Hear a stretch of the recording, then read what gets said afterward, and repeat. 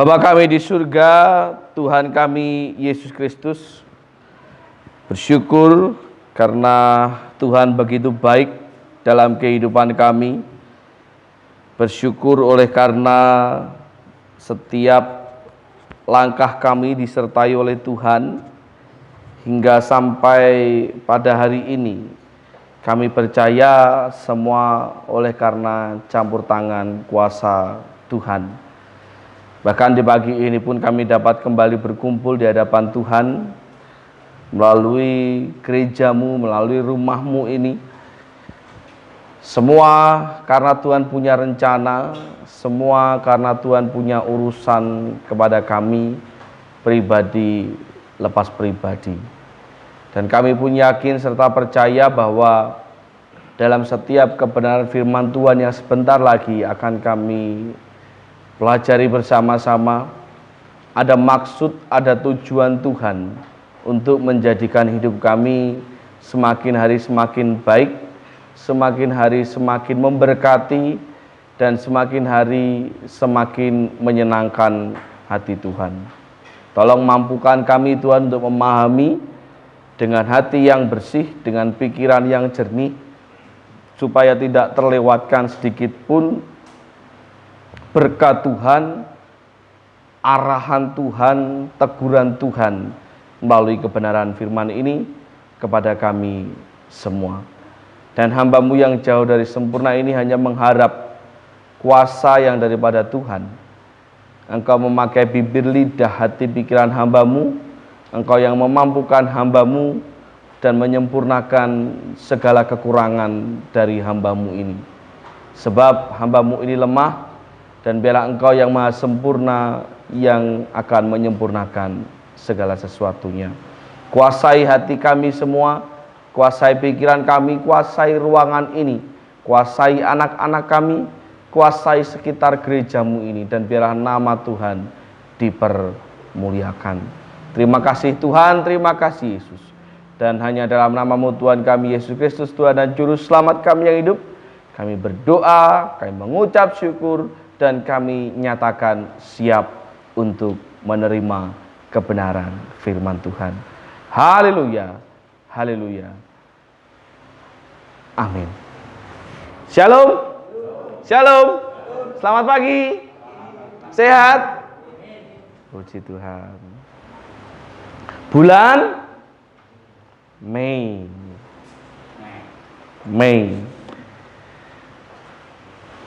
berarti sudah mendekati pertengahan tahun ya.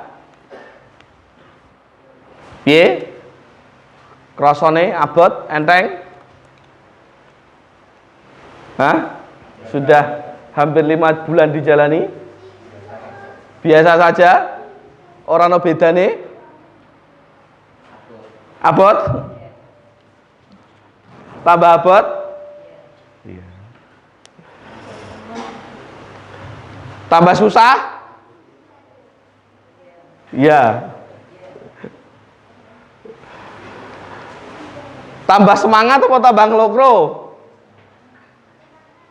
Tambah semangat, tetap semangat. Tetap semangat. Orang tambah, Pak? Oh, tambah semangat. Bulan Mei, bulan kelima dari tahun 2023, dan saya memberi tema pada bulan ini, Allah sumber kekuatan. Allah sumber kekuatan. Yang namanya sumber itu berarti pusatnya. Pusatnya kekuatan itu adalah Allah. Kekuatannya siapa? Kekuatannya kita semua. Kekuatannya setiap orang yang percaya kepada Tuhan Yesus Kristus.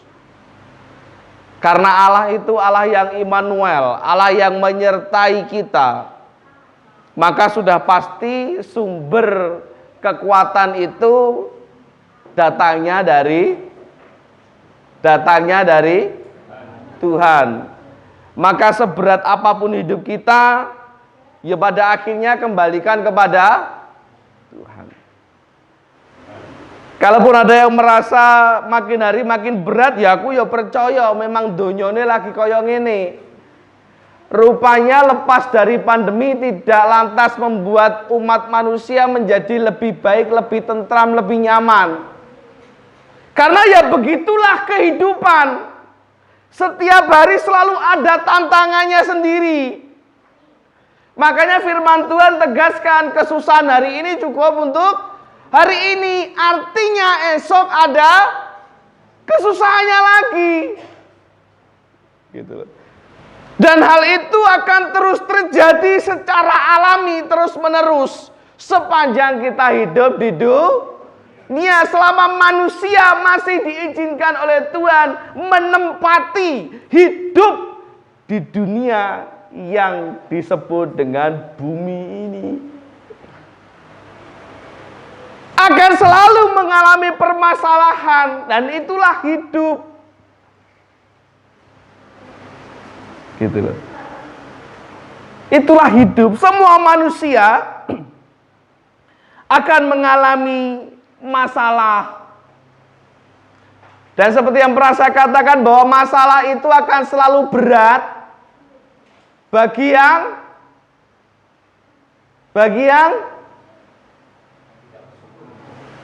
salah. Bagi yang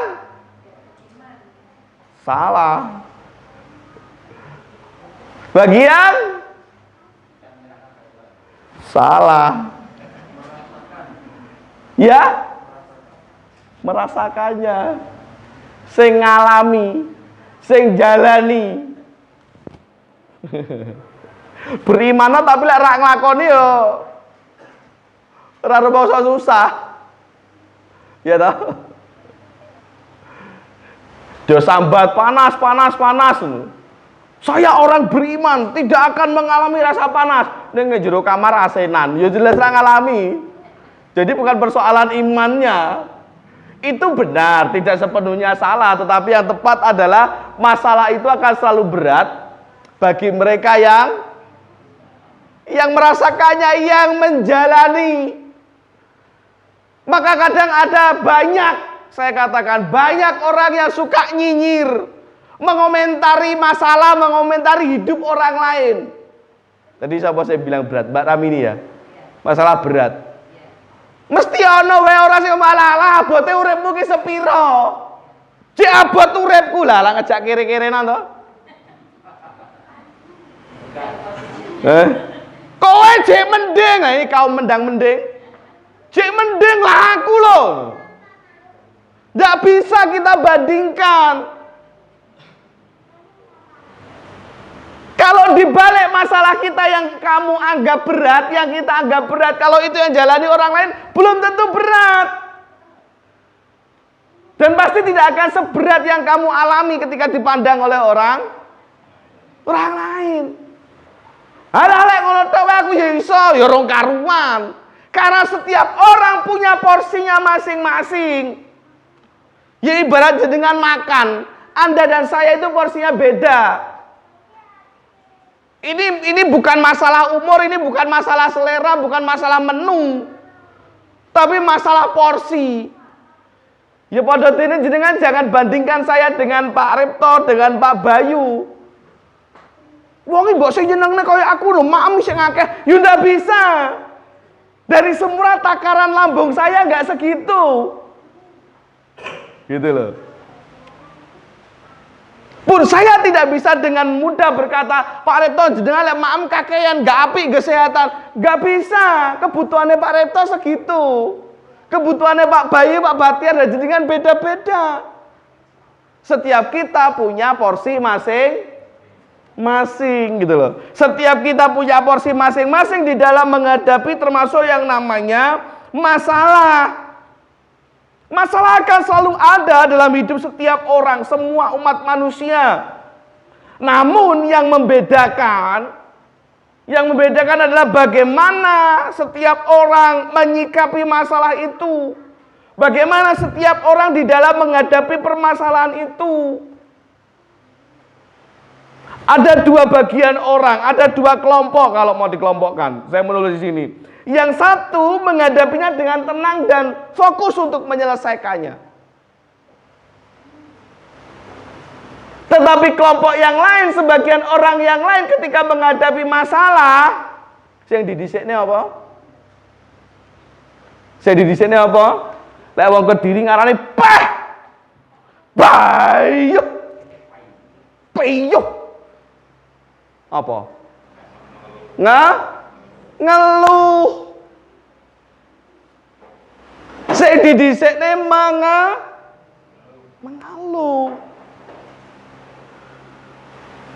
Sedangkan mengeluh itu tidaklah menyelesaikan masalah. Mengeluh bukan solusi.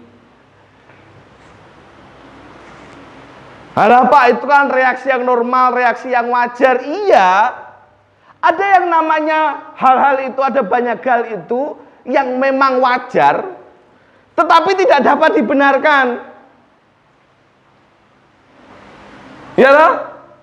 Ada banyak hal itu yang bisa dikatakan wajar, ada yang bisa dimaklumi, tetapi tidak bisa dibenarkan. Ya loh? Nah, kayak anak-anak. Nah, Pak Yus waktunya khotbah ngobrol-ngobrol. Wajar anak-anak, tetapi apakah itu benar?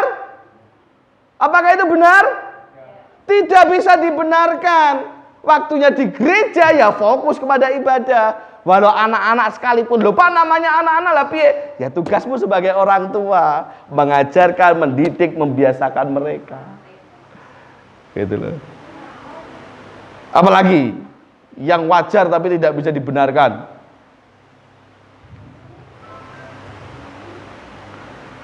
Ada beberapa kasus pencurian yang dilatar belakangi dengan alasan ekonomi, kepepet. Ya toh? Setiap kali ketangkep pencuri modusnya apa? Ekonomi, butuh. Ada yang ketika ditelisik ternyata memang residivis, artinya sudah sering keluar masuk penjara bahkan, ya berarti itu bukan faktor ekonomi. Faktornya ya kebiasaan, memang dasarnya jahat gitu loh. Memang penjahat. Tetapi ada yang ketika ditelisik ya memang benar-benar faktor ekonomi, miskin. Maka secara sosial, kemanusiaan bisa kita katakan wajar kalau dia akhirnya mencuri. Tetapi dalam segi apapun, baik hukum di dunia apalagi hukumnya Tuhan, mencuri itu tidak dibenarkan. Dan masih banyak contoh yang lain. Sama halnya dengan mengeluh itu reaksi yang wajar, tetapi tidak bisa dibenarkan. Apalagi yen ngeluhe kuwi bendina, yen ngeluhe kuwi terus-menerus. Waktune entek dienggo ngeluh.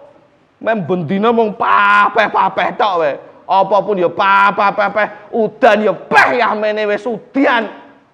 Panas ya peh ya ini panas ra karuan, urip kok meng ngeluh tok gitu. Nah, hati-hati, waspada.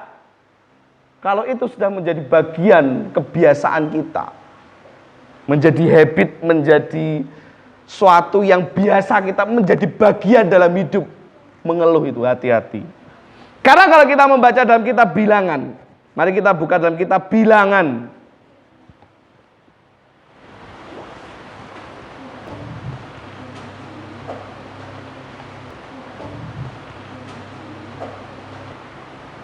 Pasalnya yang ke-11, ayatnya yang ke-4 sampai dengan yang ke-10.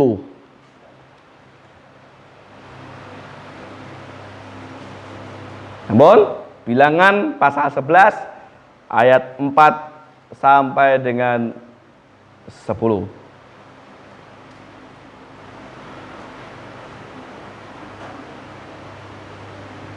Sudah?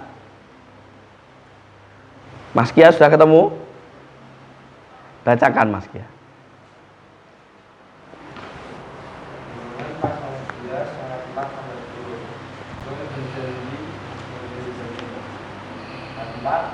Orang-orang berjanji kemudian yang ada di antara mereka masuk tanah Surakus, dan orang Israel pun menangislah pulang kita berkata, siapakah yang akan memberi kita makan daging? Kita teringat pada ikan yang kita makan di Mesir dengan tidak bayar apa-apa, kepada mentimun dan semangka, bawang putih, bawang merah dan bawang putih. Tetapi sekarang kita kurus kering, tidak ada sesuatu apapun kecuali mana itu saja yang kita lihat. Adapun mana itu seperti ketupat dan kelihatannya seperti daun berdulan. Bangsa itu beralih kian kemari untuk memungutnya, lalu menggilinnya dengan batu silangan atau menumbuknya dengan dalam lumpang. Mereka memasaknya dengan meriu dan membuatnya menjadi roti bundar. Rasanya seperti panganan yang digoreng. Dan apabila berburu di tempat perkemahan pada waktu malam, maka turunlah ke mana di situ. Ketika Musa mendengar bangsa itu, yaitu orang-orang di setiap kaum, menangis di depan pintu kemahnya, menginap muka Tuhan dengan sangat, dan hari itu dipandang berat oleh Musa. Terima kasih. Nah saudara, ini adalah sepenggal kisah. Sepenggal kisah atau sedikit sebagian kecil dari cerita kejadian nyata di mana orang Israel ngeluh. Ngerti yang ini ngopo aku mau gawa keluar dari Mesir. Wong urip kok bedina mau makan mana? Makan roti, ora ana proteine, ora ana daging-dagingane, ora ana nikmate, ora ana lezate. Mengapa saya katakan ini baru sebagian kecil? Karena sepanjang perjalanan orang Israel ketika keluar dari tanah Mesir, ya, sepanjang perjalanan ini mau ngisine mau ngeluh, ngelak yo ngeluh, ngeleh yo ngeluh. Bahkan ketika mereka jalan dan mentok di Laut Merah, mereka ngeluh. Lah gopo aku mau bawa keluar lah terima namanya dipateni mergo ora nek dalan. Gopo aku keluar, ngerti yang ini aku tetep nek kono walaupun dadi budak tapi jek urip. Ngene iki njur piye? Mung piye ngono tok. Ya toh? Hingga akhirnya angkatan-angkatan itu dihabiskan oleh Tuhan, diganti dengan angkatan baru pimpinan Yosua yang dilayakkan Tuhan untuk masuk ke tanah perjanjian. Angkatan-angkatan yang suka mengeluh ini dimusnahkan oleh Tuhan, diproses sepanjang waktu itu karena mereka dianggap tidak layak oleh Tuhan untuk masuk ke dalam tanah perjanjian. Mengeluh sesuatu yang kelihatannya sepele tetapi sangat berdampak yang luar biasa. Bersungut-sungut. Ketoke sepele, ketoke remeh tetapi ternyata berbahaya. Apa akibatnya? Apa yang akan terjadi kalau hidup kita itu mung terus-terusan ngeluh? Yang pasti, sebagaimana ayat yang ke-10 katakan tadi, ya, ketika Musa mendengar bangsa itu, yaitu orang-orang dari setiap kaum, menangis di depan pintu kemahnya, bangkitlah murka dengan sangat marah, timbullah murka dari Tuhan. Pak, masa Tuhan itu kan maha baik, masa Tuhan marah, Pak? Loh, Yesus aja marah ketika bait suci dinodai. Ya dah? Oleh hati-hati yang tidak bersih, Yesus marah. Apakah itu menghilangkan sisi kealahannya, keilahiannya? Bedakan antara marah dan pemarah. Tuhan bisa murka. Walaupun murka Tuhan pada zaman perjanjian lama tidak lagi menjadi sama ketika perjanjian baru dan sampai sekarang masa kini. Tetapi satu hal yang pasti, apapun bentuk murka Tuhan itu, apapun bentuk kemarahan Tuhan itu, kemarahan Tuhan tidaklah pernah membabi buta tanpa alasan. Murka atau marahnya Tuhan itu selalu dipenuhi dengan kasih. Dan tujuannya jelas. Untuk mengajar dan menghajar kita untuk menjadi lebih baik lagi. Marahnya Tuhan itu tidaklah ngawur seperti marahnya manusia gitu. Selalu penuh dengan kasih.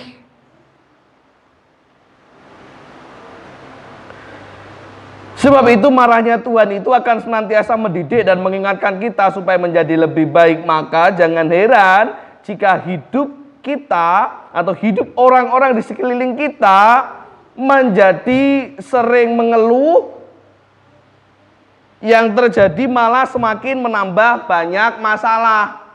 Aja heran, lek uripmu kakek ngeluh, masalahmu tambah dawa, tambah akeh. Kenapa? Karena memang Tuhan mengizinkan. Ben apa? Ben ngerti yen ngeluh kuwi salah. Makanya masalahmu gak bakal rampung. Karena kalau orang sudah dasarnya ngeluh kayak wong Israel itu loh. Meh dijawab, meh dirampungi kayak apapun. Minta makan dikasih mana? Jek kurang. Jaluk daging dikasih puyuh, jek kurang. Jaluk kambing ini tadi. Ini dalam ayat ini mereka minta daging kambing, domba, lembu. Padahal jadi kalau membaca setelah itu, mereka bahkan setiap kali mereka minta sama Tuhan itu selalu dalam bahasa Jermannya ya, menyebutkan dilulu. Tahu dilulu? Diujo. Minta makan, minta mana, minta makan dikasih mana sama Tuhan. Sampai turah-turah tiap pagi. Minta puyuh sampai ngelepeh-ngelepeh. Minta daging ini sama Tuhan. Kalau tidak melanjutkan ayat itu ya. Ayat berapa kemarin? Tak tandain enggak ya?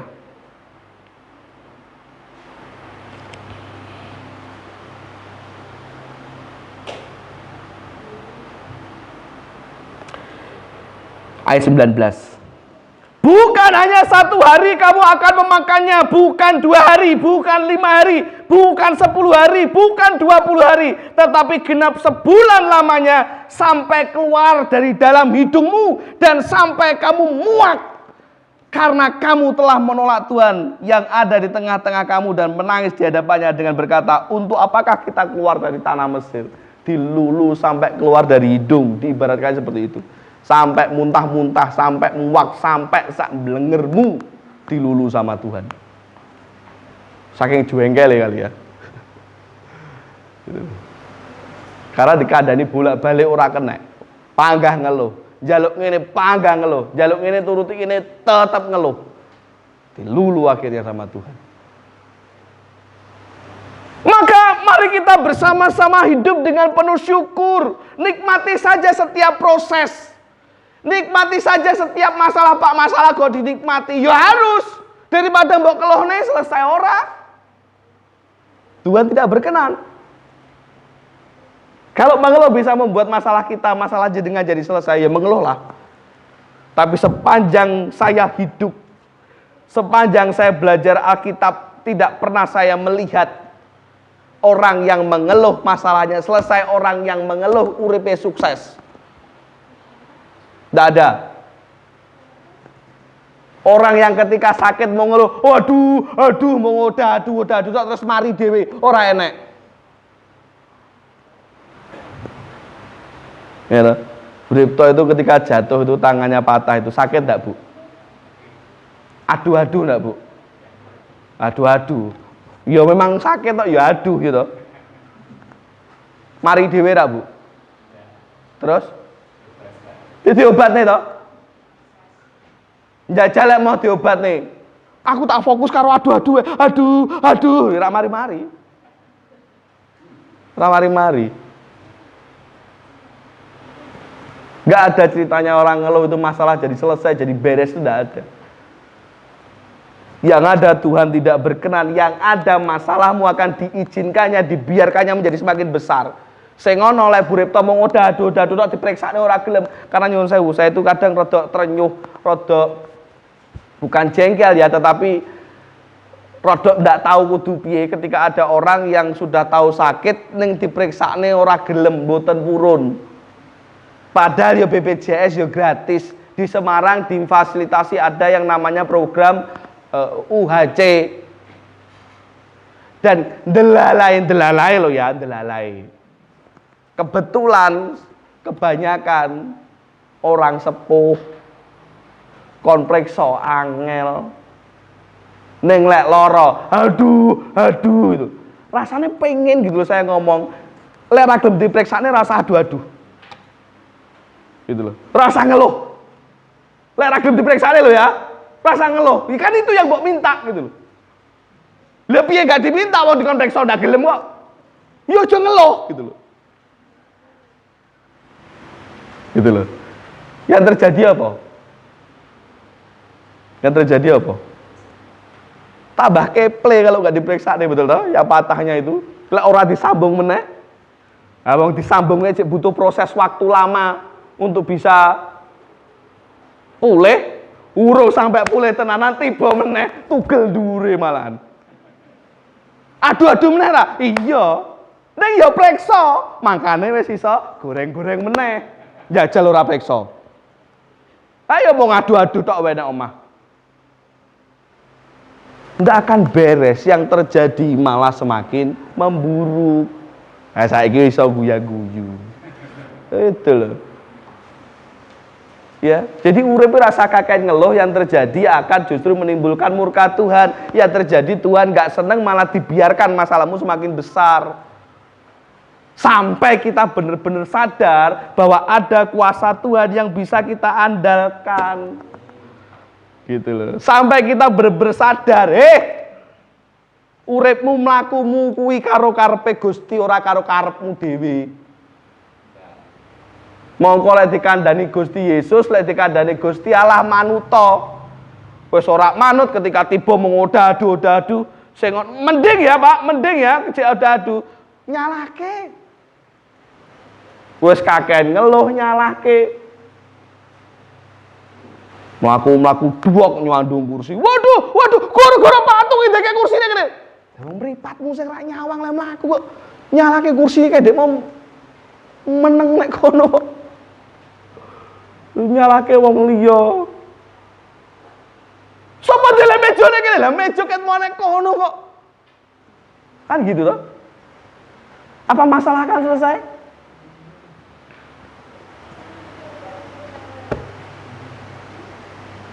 Yang terjadi masalah akan semakin besar. Yang kedua Bapak Saudara, mari kita buka dalam kitab 1 Korintus pasal 10.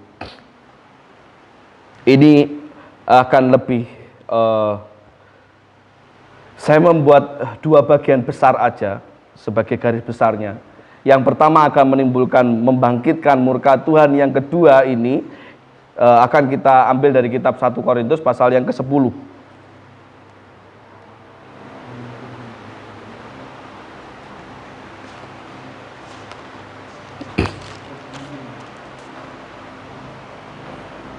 Ayatnya yang ke-10.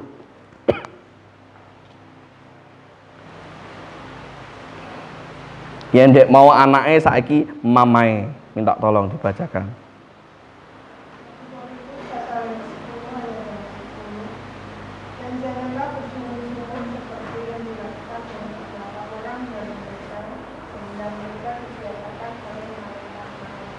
Nah, lagi yuk.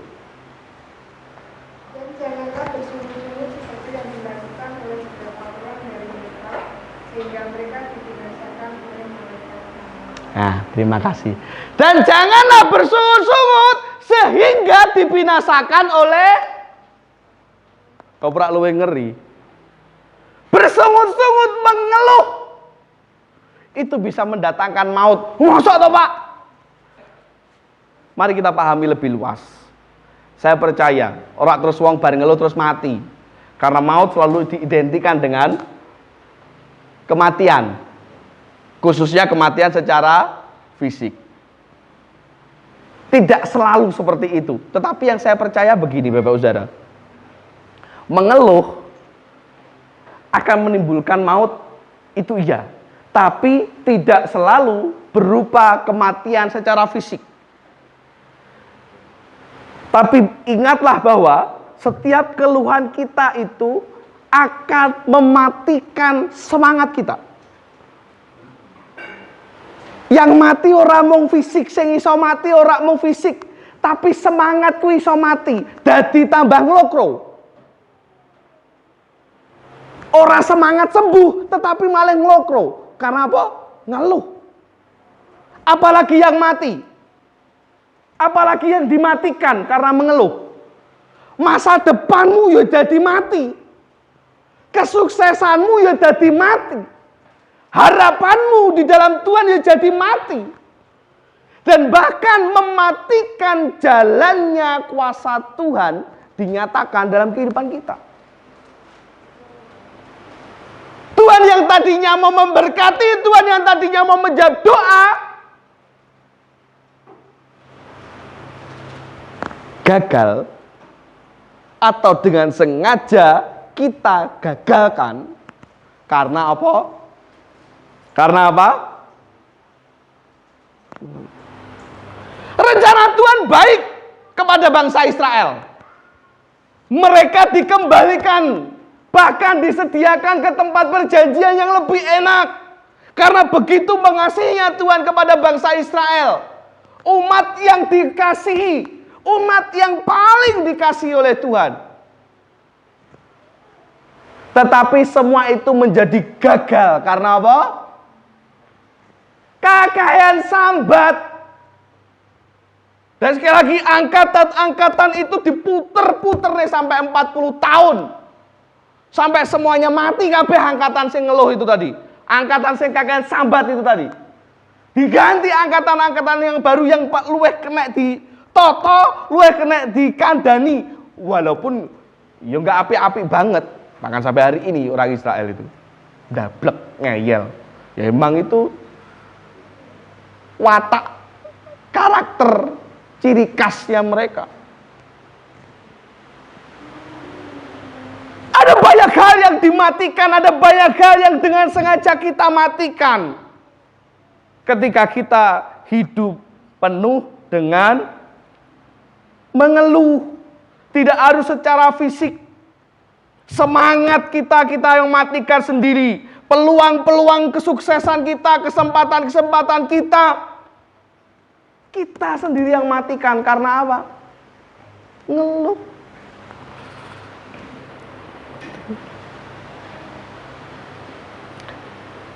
Keluhan atau sungut-sungut Israel hanya akan membuat mereka gagal mencapai tanah perjanjian. Maka kita pun perlu introspeksi diri.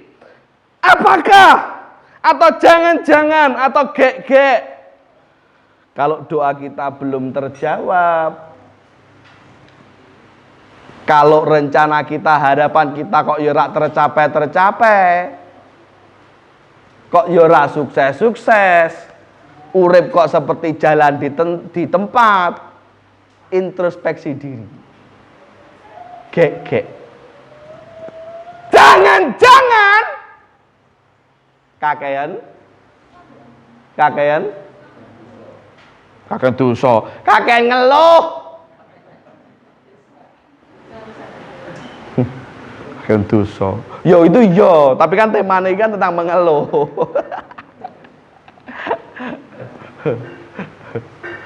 Ya, jangan-jangan karena kita sendiri yang memang kakean ngeluh ora kena ditoto gitu loh. Ingat, mengeluh hanya akan membuat kita patah semangat, putus asa, dan jatuh di dalam lebih banyak lagi kegagalan. Mengeluh tidak menyelesaikan masalah. Mengeluh itu bukan solusi. Jadi apa yang harus kita lakukan? Ya nikmati saja setiap proses yang dari Tuhan. Setiap proses yang sedang kita jalani dengan semangat dan penuh ucapan syukur. Lara ya puji Tuhan, haleluya. Duwe duit ya puji Tuhan, haleluya. Orang duwe duit ya puji Tuhan, haleluya. Deder tanduran mati kabeh ya puji Tuhan, haleluya. Tukul akeh wae ya puji Tuhan, haleluya. Nikmati saja prosesnya. ora usah ngeluh. Hidup itu akan jauh lebih indah kalau kita tidak suka mengeluh. Gitu. Coba bandingkan dengan kalau apapun yang kita terima, bu enak ra enak kita katakan puji Tuhan, haleluya. Rasanya lek beda. Asal ora diomongne karo latah lo ya. Saya sering kali bilang tuh ada banyak orang Kristen tuh yang latah, yang ngomongin puji Tuhan. Itu mau ngelatah tapi tidak dari hati mensyukurinya di dalam Tuhan Yesus Kristus. Nah, aja sampai, jauhkan dari seperti itu ya. Minta sama Tuhan, Tuhan mampukan saya, jauhkan saya dari sifat-sifat hati yang munafik, yang mulutnya ngomong puji Tuhan tapi hati kurang bersyukur. Bu, masak apa? Mbah Ti masak apa gitu. Anu enake mung ngoseng-ngoseng pare, krupuk ya ora ono piye. Ya wis puji Tuhan ning dalam hati, pare meneh. Ora nek krupuke, padahal ngerti lah aku seneng krupuk. Itu ya lek enak berarti kan nek ati ora ngeluh ngono. Yang saya maksud itu ngeluhnya itu loh dalam hati, mulutnya berkata puji Tuhan ning atine ra keplok, bener. Jos. Ra keplok, itu munafik namanya. Ya, hati-hati. Jadi nikmati saja prosesnya, apapun itu ya nikmati baik. Ya. Nah, wis kayak enek gaji pokok, ya nikmati saja prosesnya. Yang penting masih bisa bekerja, dapat penghasilan. Ning ora akeh kaya wingi Pak, sudah nikmati saja prosesnya. Sampai kita benar-benar melihat gini loh, kalau jenengan ngeluh ujung-ujungnya apa? Males pisan to. Halah kerja kaya ngene pagah bayaran sakmene wae males. Golek wae golek nggon liya urung karuan oleh.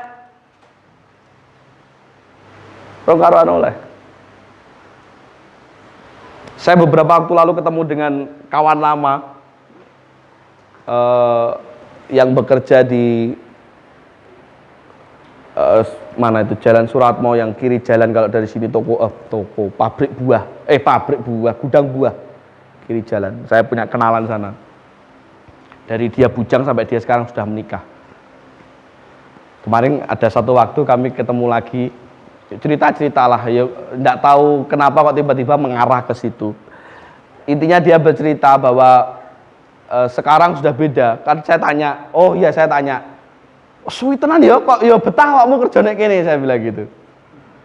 Kok ya betah? Ya piye nek dibetah-betah nih. Intinya dia berkata, ada banyak teman-temannya bahkan yang seangkatan dia sudah keluar. Karena pada waktu itu dia pernah berkata gini, aku pertama mlebu bayaranku mung 750 apa 650 apa 550. Aku bertahan batinku. Aku nek kene bayaran pertama 500.000 aku bertahan. Padahal waktu itu di waktu yang sama ono sing nawari luweh. Bahkan untuk omah untuk motor. Aku bertahan nek kene 500.000. Wis bertahan nek kene ngelamar anake wong sisan. 500.000 ora mung bertahan nih. Kewanen gitu. Tapi itu dia cerita. Setahun saya bekerja masih segitu, akhirnya tahun kedua mundak dadi piro? 800. Yo ngalah kaya pagah ora luwih kok 1 juta batriku. Wah, yo gitu. Bukan saya, ya orang salah loh. Ya itu dia. Dan di tahun kedua itu sudah mulai ada beberapa, bahkan banyak teman-temannya motol karena nggak kuat. Kerjane kaya ngono rekoso, tetapi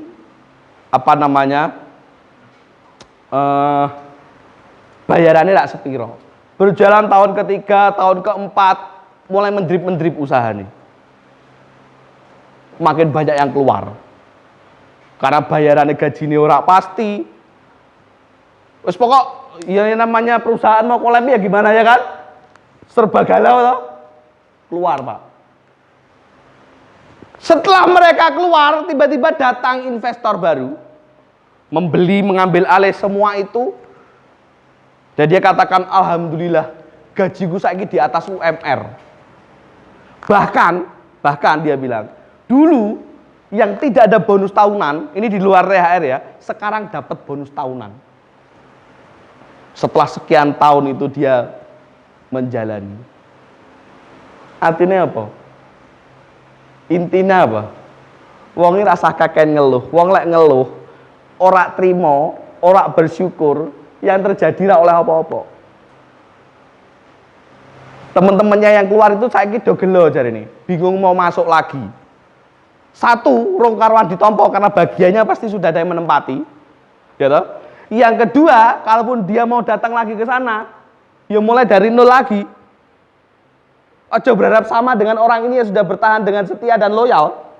Beda. Enggak sama. Beda. Ya toh? Ini jadi contoh gambaran juga yang mungkin bisa berlaku khusus untuk Pak Bayu, Pak. Sudah bertahan saja. Nikmati prosesnya. Kalau Tuhan menghendaki Anda di sana, yo Anda akan tetap di sana dengan apapun yang terjadi gitu. Selalu ada berkatnya sendiri. Dan ini juga berlaku untuk kita semua gitu. Daripada mau ngelah-ngeluh, piye, pah-peh, biah-biu, sudah nikmati saja prosesnya. Nikmati saja prosesnya. Supaya tidak mematahkan semangat kita, justru yang akhirnya akan membuat kita gagal dalam segala hal. Gagalnya kita bukan karena orang lain, apalagi karena Tuhan, bukan. Seringkali karena kita sendiri. Gagalnya kita itu loh, apapun yang menjadi doa jenengan ya, apapun yang menjadi cita-cita jenengan. Pak, aku wis tuwek cita-cita perlu. Emang lek tuwek ndak boleh punya cita-cita? Pasti punya cita-cita dong. Tapi perlu kita ingat bahwa gagalnya kita itu bukan karena orang lain, seringkali karena kita sendiri. Sing senengane ngeluh, sing ora tau bersyukur, sing ora semangat jalani urip. Gitu. Bukan karena orang lain, apalagi karena Tuhan gitu. Karena terkadang apa yang kita keluhkan itu justru apa yang orang lain inginkan. Apa yang kita keluhkan seringkali yang orang lain inginkan. Contoh, ini beberapa hari ini kan akhir-akhir ini panas banget kalau siang toh. Ora siji loro 10 wong sing ngeluh.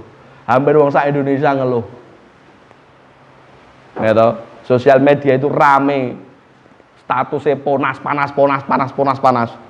Tapi tahukah Anda, panas yang kita keluhkan itu justru dinanti-nanti karo tukang laundry.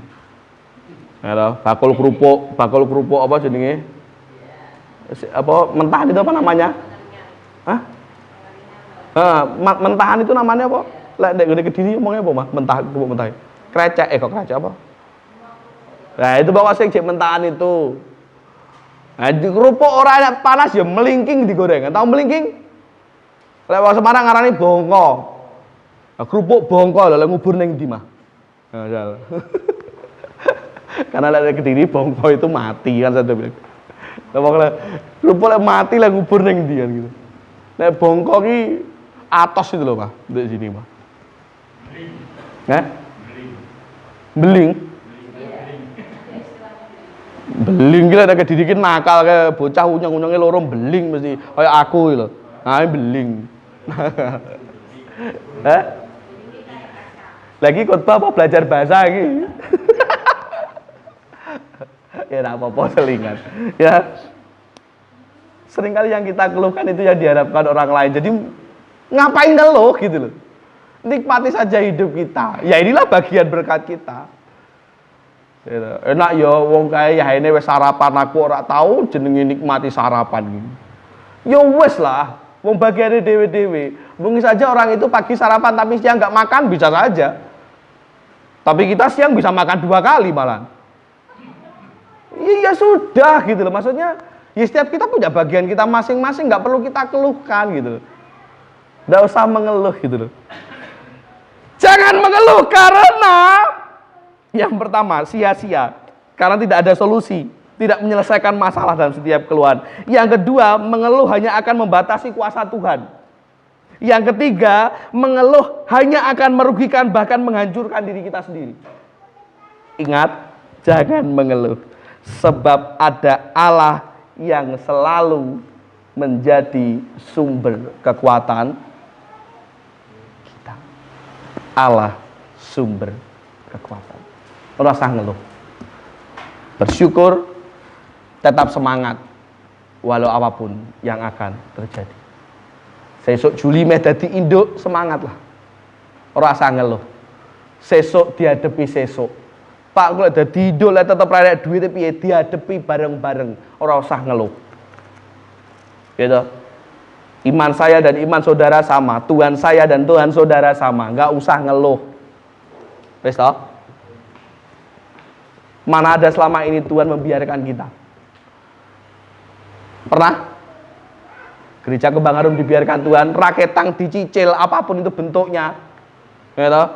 Mbuh kanopi, mbuh apa kuwi? Mburi, samping itu. Apa namanya? Talang. Nah, kecuali kene, karena untuk dana bantuan.